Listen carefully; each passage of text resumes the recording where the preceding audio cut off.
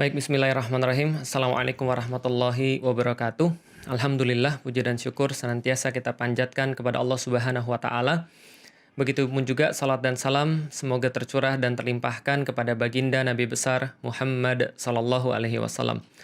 Alhamdulillah, teman-teman sekalian, ini adalah hari terakhir kita ngaji jomblo di bulan Sya'ban, karena besok insya Allah kita sudah dalam keadaan berpuasa, dan malam ini insya Allah kita tarawih di rumah.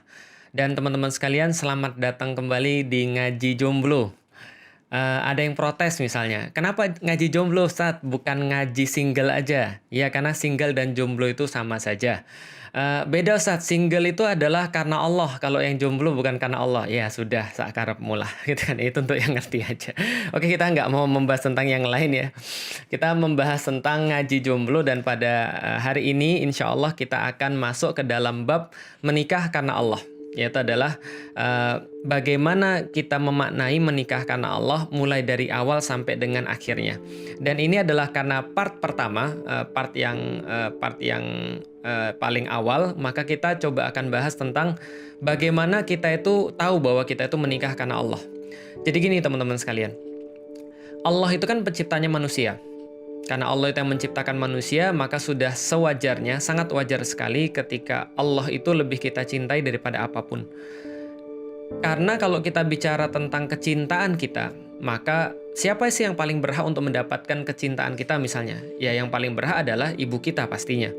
Kenapa? Karena ibu kita adalah orang yang paling menderita ketika melahirkan kita, ketika memunculkan kita di dalam dunia ini.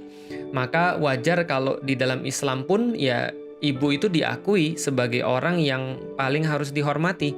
Maka Rasulullah Shallallahu Alaihi Wasallam itu pernah bersabda ketika ditanya siapa yang paling harus saya hormati ya Rasulullah, ya ibumu.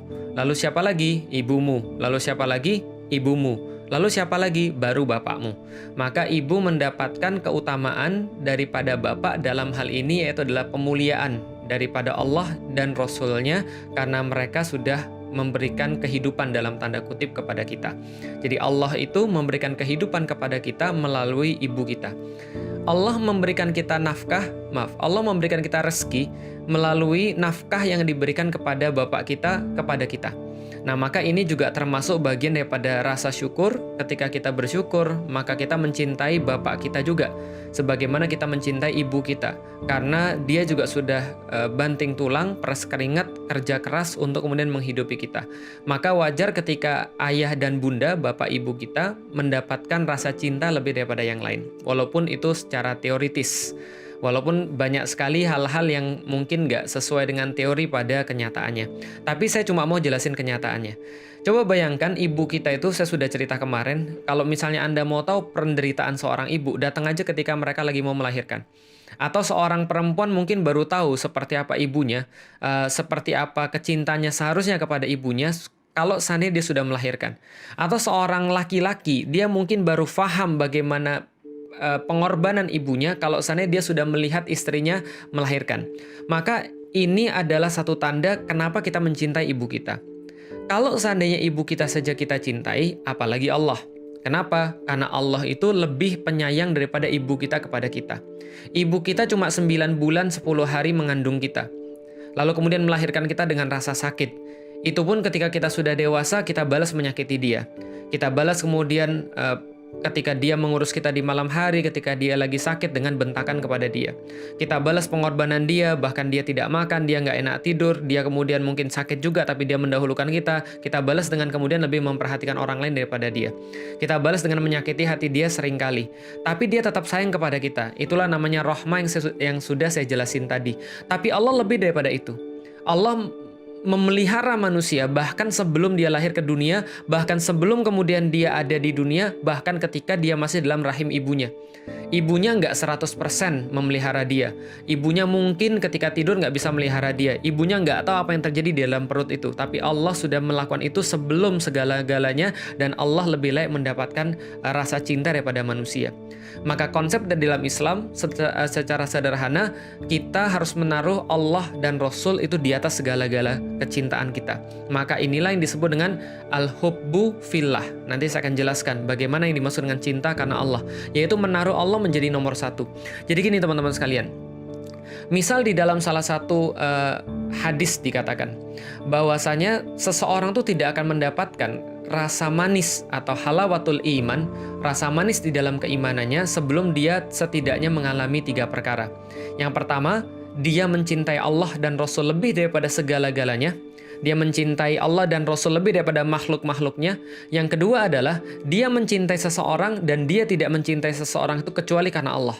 Yang ketiga, dia tidak suka kembali kepada kekufuran setelah Allah tunjuki akan Islamnya itu, sebagaimana dia tidak suka dilemparkan ke dalam api neraka.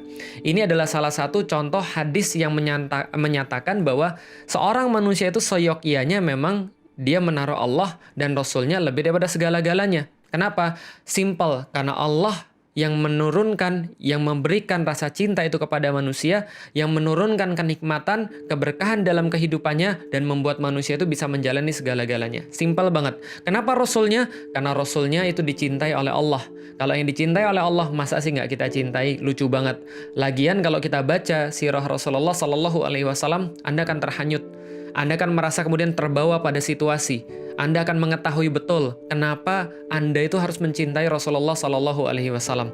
Karena Rasul sudah mencintai Anda terlebih dahulu. Karena Rasulullah sudah kemudian untuk mengorbankan dirinya untuk mengajari kita sesuatu, untuk bisa memberikan kita petunjuk-petunjuk yang tepat bagaimana cara untuk hidup dalam kehidupan, bagaimana cara untuk kemudian mengatasi masalah, dan bagaimana cara untuk mencapai surga dan ridhonya Allah.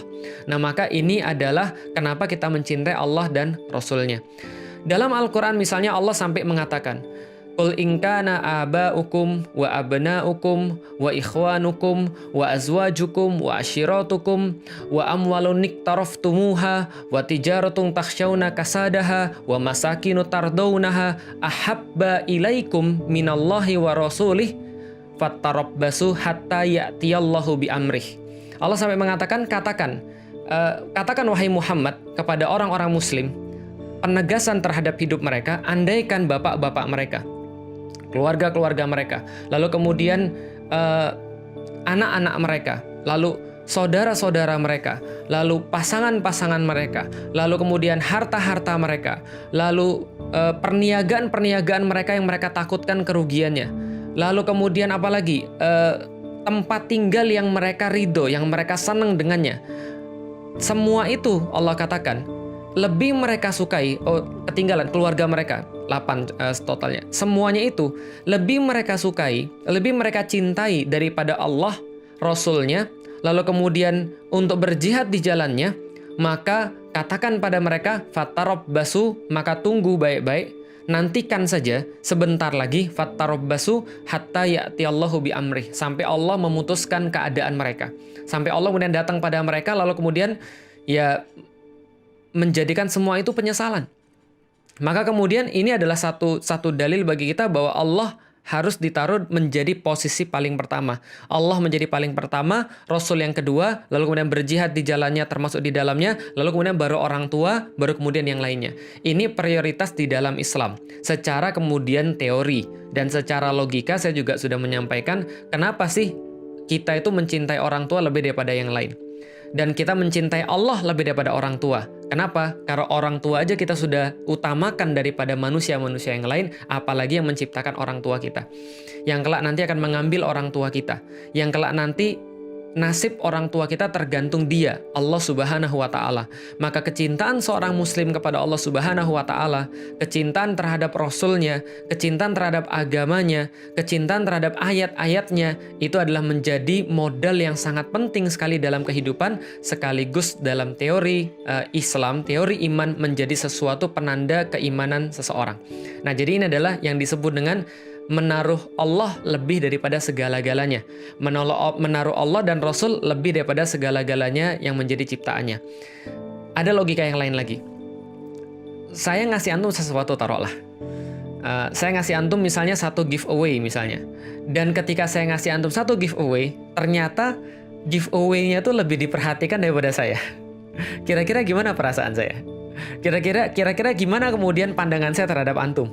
Nah, sama kayak Allah kepada manusia. Allah itu menciptakan hamba-hambanya, untuk kemudian Allah pasangkan satu sama lain, pasangan-pasangannya, untuk kemudian Allah jadikan kita ayah dan anak, untuk Allah jadikan kita ibu dan anak, untuk kita dijadikan keluarga, lalu kemudian memberikan kecukupan bagi dia, memberikan ketenangan bagi dia, itu adalah salah satu daripada pemberian-pemberian Allah. Lah kalau seandainya pemberiannya itu ternyata mengalahkan siapa yang memberi, ini menjadi masalah besar. Karena seharusnya sampai kapanpun yang memberi itu lebih penting daripada yang diberi. Contoh lagi, kita yang cewek-cewek nih, Anda semua dikasih bunga misalnya. Senang nggak kira-kira dikasih bunga? Oh senang dong Ustadz. Ya senang, tapi yang ngasih orang gila, senang nggak? Ya pastinya nggak senang kan? Nah, tapi kalau seandainya bunga tuh dikasih oleh seseorang yang spesial bagi Anda, suami Anda kah misalnya? Atau misalnya orang tua Anda kah? Tentu ini menjadi sangat spesial sekali. Jangankan orang tua atau misalnya suami, pacarnya aja ngasih dia coklat pada saat Valentine, itu coklatnya nggak dimakan-makan sampai jamuran gitu kan ya. Itu salah satu contoh bahwa pemberi itu lebih penting daripada apa yang diberi. Seorang pemberi yang kita utamakan, yang kita cintai, ketika dia memberikan kita daun pun akan kita pajang, akan kita utamakan. Saya pernah ada orang yang ngefans sama saya, nggak banyak sih, itu kayaknya dia juga mungkin kelainan gitu ya. Lalu kemudian ketika datang saya ngasih dia 50.000, antum pergi beli makan deh, kasihan banget antum datang sini belum makan. Dia bilang, Ustadz saya nggak mau beli makan, mau saya pajang. Saya bilang ngapain, antum mau jadi saya berhala gitu kan ya. Nggak, tapi maksud saya gini, pemberi itu selama-lamanya akan lebih penting daripada apa yang diberi. Dan kalau seandainya itu kita terapkan dalam kehidupan kita, maka coba hitung kehidupan kita, apa sih yang kita punya yang nggak diberikan oleh Allah Subhanahu wa Ta'ala? Apa sih yang kita rasakan yang tidak diizinkan oleh Allah Subhanahu wa Ta'ala? Apa sih yang kelak nanti akan terjadi pada kita, atau kelak yang Allah selamatkan daripada kita yang tidak Allah berikan? Apa sih kemudian yang kita harapkan nanti setelah mati kalau itu semua bukan kepunyaan Allah Subhanahu wa Ta'ala? Maka wajar rasanya kalau kita mengatakan bahwa kecintaan kita terhadap Allah Subhanahu wa Ta'ala harusnya melebihi apapun, melebihi makhluknya, melebihi dunia dan segala macamnya. Ini adalah sesuatu yang sangat wajar sekali saya pikir. Nah, ini adalah modal kita untuk membahas tentang menikah karena Allah, atau ketika kita melakukan satu aktivitas karena Allah. Karena dalam hadis yang lain dikatakan, termasuk bagian daripada keimanan kepada Allah atau kebahagiaan kepada Allah adalah ketika kita mencintai seseorang karena Allah, membenci karena Allah, memberi karena Allah, menerima karena Allah, dan menikah karena Allah. Nah, berarti itu ada dalilnya menikah karena Allah. Nah, menikah karena Allah tidak akan bisa difahami kalau belum paham tentang mencintai Allah lebih daripada segala-galanya. Kenapa bisa begitu? Karena seseorang tidak bisa dikatakan mencintai karena Allah kalau dia masih menjadikan Allah itu nomor kesekian. Definisi mencintai karena Allah adalah Anda menaruh Allah menjadi nomor satu, Allah Anda dahulukan lebih daripada hamba-hambanya, Anda lebih besar mencintai Allah daripada hamba-hambanya, Anda lebih tahu Allah daripada hamba-hambanya, itulah namanya mencintai karena Allah. Nggak seperti kemudian definisi anak-anak zaman sekarang. Saya anaknya kemudian mengatakan, uhibbuka fillah, saya mencintaimu karena Allah.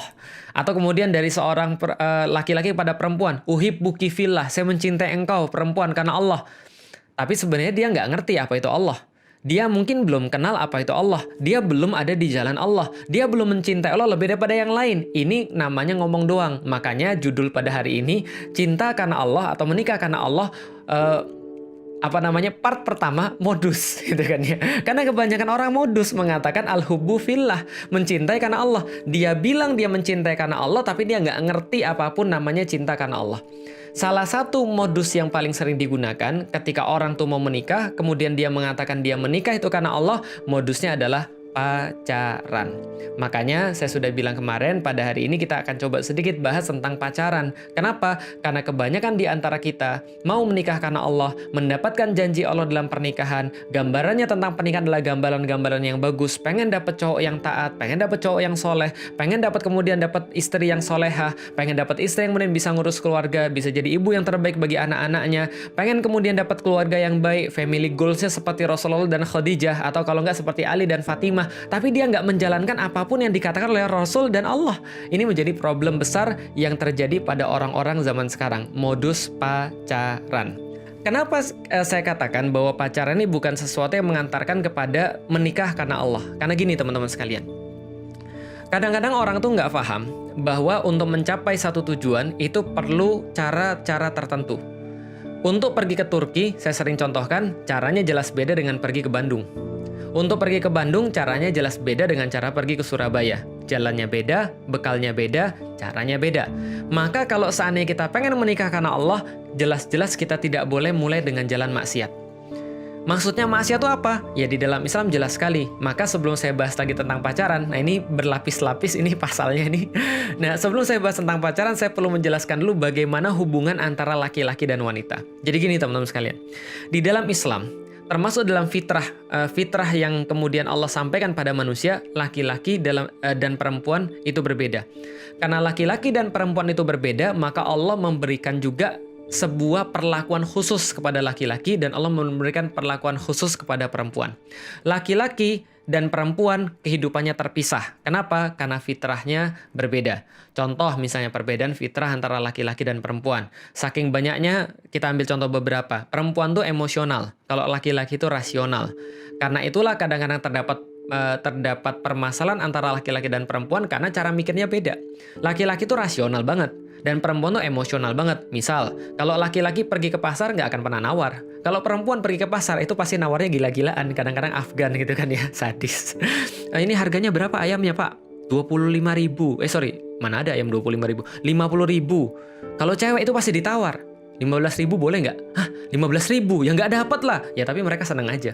Mereka sudah tahu bakal nggak dapet, tapi mereka senang aja. Kenapa? Karena itu adalah emosional. Gitu kan ya. Tapi kalau laki-laki, rasional. Pak, harga ayamnya berapa pak? 50.000. Langsung dibeli, nggak pakai tawar. Kenapa? Dia akan bilang, dalam dirinya dia akan mikir, rasional dong gue. Daripada gue disuruh nguber ayam sendiri, suruh kemudian nyembeli ayam sendiri, lalu kemudian ngulitin ayam sendiri, mendingan gue beli aja 50.000. Itu rasional banget. Tapi kalau perempuan nggak ngitung rasional, emosional. Nah, maka kalau disatukan dalam kehidupannya ini berbahaya. Kenapa? Karena selain fitrah daripada perbedaan rasional dan emosional, laki-laki punya fitrah yang berbeda dengan perempuan dalam hal perasaan. Dan kalau ini diikuti bisa bahaya. Maka Allah memisahkan antara laki-laki dan perempuan kehidupannya. Rasul katakan, tidaklah berkholwat kalian dengan seseorang perempuan yang bukan mahramnya, kecuali syaitan pasti menemani orang-orang itu jadi yang ketiganya. Jadi makanya jangan dekat-dekat orang yang berkholwat. Nah, termasuk kholwat yang paling ngeri adalah pacaran. Karena bukan kholwat lagi. Antum bayangkan ya. Ada dua orang perempuan dan laki-laki nih, mepet-mepetan nih. Berkholwat berdua. Itu aja udah nggak boleh. Apalagi kemudian mereka nggak hanya berdua-duaan, tapi melakukan aktivitas-aktivitas yang lain. Emang ngapain Ustadz? Pacaran kan nggak seperti yang Ustadz pikir. Ustadz jangan mesum dong. Jangan mengeneralisasi Ustadz. Pokoknya nggak semua pacaran tuh akan berakhir dengan hamil. Iya, memang betul. Nggak semua pacaran berakhir dengan yang namanya hamil. Nggak semua pacaran berakhir dengan namanya ya kecelakaan. Tapi kebanyakan kecelakaan tuh ya awalnya pacaran. Karena itu jalannya. Kan sudah saya bilang ada jalan tertentu untuk aktivitas-aktivitas tertentu. Dan ada aktivitas tertentu yaitu adalah awalnya pacaran. Nggak gitu Ustadz, saya nggak gitu kok. Oke, kalau gitu emang orang pacaran ngapain sih? Coba sekarang kita tanya sekarang ngapain orang pacaran. Masa orang pacaran main catur kan nggak mungkin. Enggak Ustadz, saya nggak gitu juga. Terus ngapain? Ya saya paling cuma pegangan tangan. Nggak percaya saya nggak kalau cuma pegangan tangan. Lah kenapa? Karena gini, saya juga laki-laki teman-teman sekalian. Dan semua laki-laki yang normal itu tahu bahwa laki-laki itu nggak akan pernah cukup cuma sampai pada pegangan tangan. Lah kalau laki-laki semuanya cukup pada pegangan tangan, nggak akan terjadi hal-hal yang tidak diinginkan. Ya udah Ustadz, saya ngaku Ustadz, pegangan tangan. Tapi kan cuma itu aja Ustadz. Nggak mungkin. Lah kenapa? Kalau seandainya pacarannya baru 3 pekan, pegangan tangan doang, saya tahu, paham, bisa jadi. Tapi kalau misalnya pacarannya sudah 3 tahun, cuma pegangan tangan doang, mubazir dong. Nggak, maksudnya gini, laki-laki semua sama.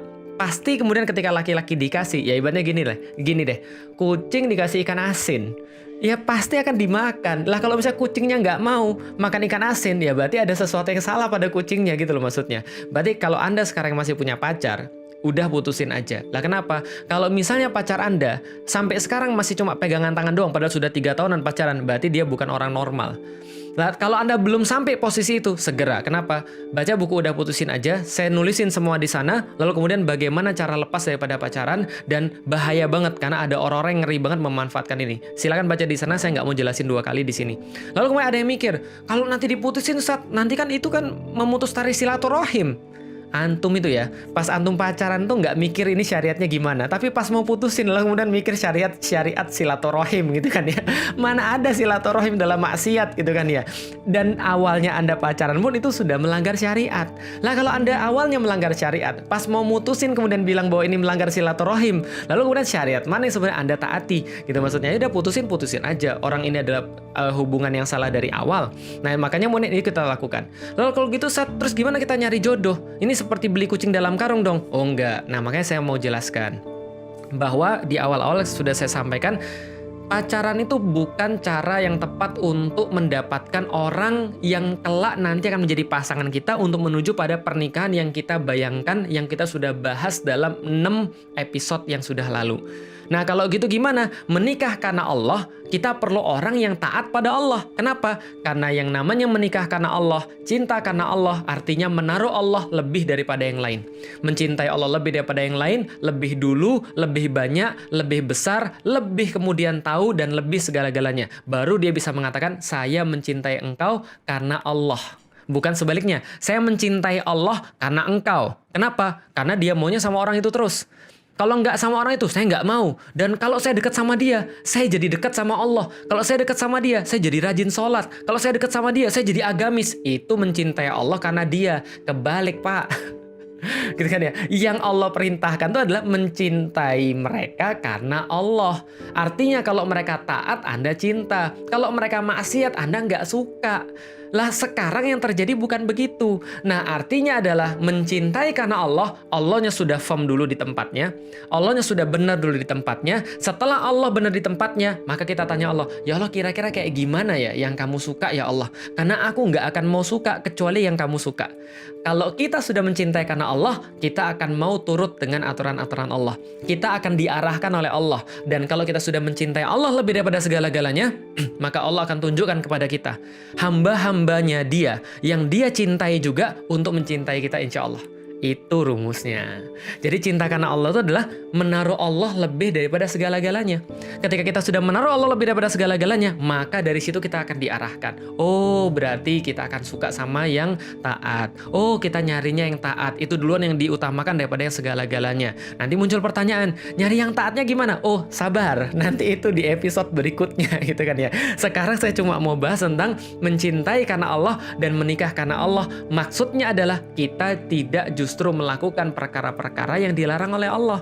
Jadi kalau Anda sampai sekarang masih kekeh, lalu kemudian untuk berhubungan dengan cara yang salah, sudah dikasih tahu sama Allah bahwa jangan berkholwat lewat Rasulnya, dikasih tahu jangan berdua-duaan dengan perempuan yang bukan mahramnya, Anda lalu kemudian masih sibuk berdua-duaan, lalu Anda tetap berkata, ini semua karena Allah. Allah yang mana? Allah yang nyuruh yang mana gitu maksudnya. Artinya ini harus jelas dulu. Berarti kalau Anda tetap nekat melakukan itu, ya berarti lupakan gambaran-gambaran yang sudah kita bahas kemarin. Lupakan kemudian family goal seperti Khadijah dan Rasulullah. Lupakan family goal seperti Ali dan Fatimah. Kenapa? Karena kita sudah salah dari awal. Karena kita menjalani jalan yang berbeda. Karena kita lagi lewat jalur yang tidak sama, gitu loh maksudnya. Jadi menikah karena Allah berarti Anda mulai untuk melihat apa hal-hal yang syar'i. Kalau gitu Ustadz, kalau chat-chatan boleh nggak? Kayak kemarin ada yang nanya.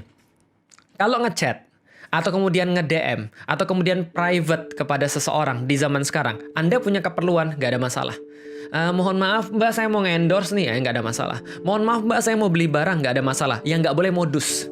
Modusnya tuh misalnya apa? Ya modusnya adalah Anda tidak ada keperluan, tapi Anda kemudian DM-DM-an, lalu kemudian masuk dalam pembicaraan-pembicaraan yang bersifat private. Karena ingat, yang dimaksud kholwat, teman-teman sekalian, definisinya adalah berdua-duaan di satu ruang. Ruangnya ini bisa ruang nyata, bisa jadi ruang maya, berdua-duaan di satu ruang, di mana ketika ada orang lain mau masuk ke dalam forum mereka, maka orang tuh merasa tidak nyaman dan harus minta izin. Oke, ingat ya. Jadi berdua-duaan yang dimaksud dengan khalwat yang dilarang adalah ketika Anda berdua-duaan dengan yang bukan mahram, lalu kemudian di situ ketika ada orang mau masuk kepada forum Anda, dia merasa tidak enak dan dia harus minta izin. Itu namanya khalwat.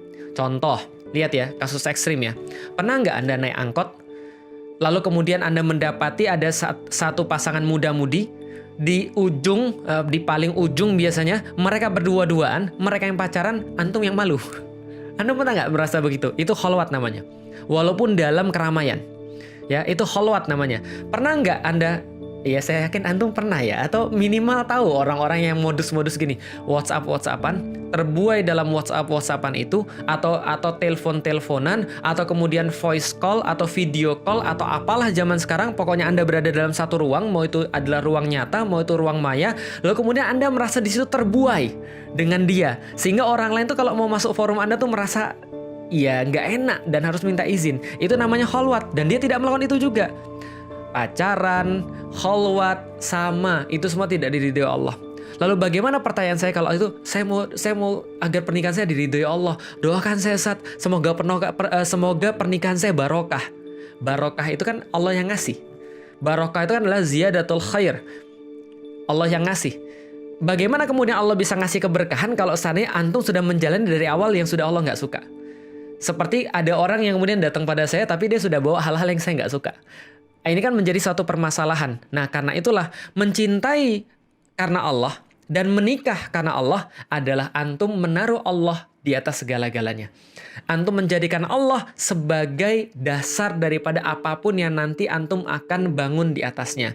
Maka part pertama namanya modus. Jadi jauhi modus-modus, itu sudah termasuk menikah karena Allah. Jadi mulai dari kemarin saya sudah bilang hijrah, mengkaji Islam, ikut kajian tersistematis, lalu kemudian cari guru yang baik, pelajari Islam secara komprehensif. Berikutnya adalah jauhi cara-cara yang buruk dalam kemudian mencari jodoh, termasuk pacaran. Yang sudah ada sekarang, putusin sekarang juga. Serius. Nanti kemudian gimana, kita udah mau nikah, putusin aja dulu, nanti baru ngobrol lagi. Kenapa? Karena itu sudah maksiat. Dan kita nggak bisa memulai sesuatu dari maksiat, teman-teman sekalian. Kalau kita mau buat kopi yang enak, kita pastikan dulu cangkirnya harus bersih. Gimana kita bisa buat kopi tapi cangkirnya sudah nggak bersih? Sudah kemudian bismillah. Kalau memang kita sudah tahu bahwa sesuatu yang Allah ridhoi nggak akan kita mulai dengan sesuatu yang maksiat, taat pasti bahagia, maksiat pasti sengsara, itu adalah tagline-nya Yuk Ngaji, maka bagaimana caranya kita bisa mencampur adukkan ridho Allah dengan sesuatu yang kita mulai dengan cara yang salah? Putusin dulu, belajar dulu masing-masing. Kalau memang jodoh, kalau memang nanti ada yang nanya lagi, jodoh tuh kayak apa? Nanti kita bahas. Nanti masih banyak pembahasan ke depan. Ya asal jangan bosan aja. Besok kita Ramadan lanjut lagi nggak? Insya Allah kita masih lanjut kalau Allah masih mengizinkan dan kalau saya masih sehat. Doain mudah-mudahan saya sehat terus. Oke teman-teman sekalian, ini kira yang perlu saya sampaikan. Summary silahkan, saya lihat banyak sekali teman-teman yang sudah kreatif untuk membuat catatan-catatan ketika kita melakukan ngaji jomblo ini. Saya senang banget ketika ada orang yang appreciate dengan buat catatan, lalu kemudian buat karya-karya tentang ini semuanya, dan mudah-mudahan itu menjadi sebuah bantuan bagi orang-orang yang lain yang lagi mau untuk mencari cinta karena Allah, mencari menikah karena Allah. Teman-teman sekalian, menikah itu cuma fase ujung daripada mencintai Allah. Ingat baik-baik, kalau kita sudah mencintai Allah, lebih daripada segala-galanya di atas dunia ini, lebih daripada hamba-hambanya. Kalau kita sudah mencintai Allah lebih daripada segala-galanya, Allah akan pilihkan hamba-hambanya yang terbaik untuk mencintai kita dengan cara yang paling baik, di waktu yang paling tepat, dengan kemudian bentuk yang paling kita tidak bisa bayangkan. Walau alam bisawab teman-teman sekalian, ini yang bisa kita sampaikan. Kalau ada yang salah saya mohon maaf, ada yang baik hanya berasal daripada Allah Subhanahu wa Ta'ala. Mohon maaf hari ini nggak ada tanya jawab karena kita sudah dekat ke zuhur dan kita harus kemudian mempersiapkan untuk sholat zuhur. Teman-teman sekalian, insya Allah mudah-mudahan saya doakan teman-teman senantiasa diberkahi oleh Allah, masuk di bulan Ramadan, lalu keluar dalam keadaan keimanan dan bersyukur pada Allah Subhanahu wa Ta'ala.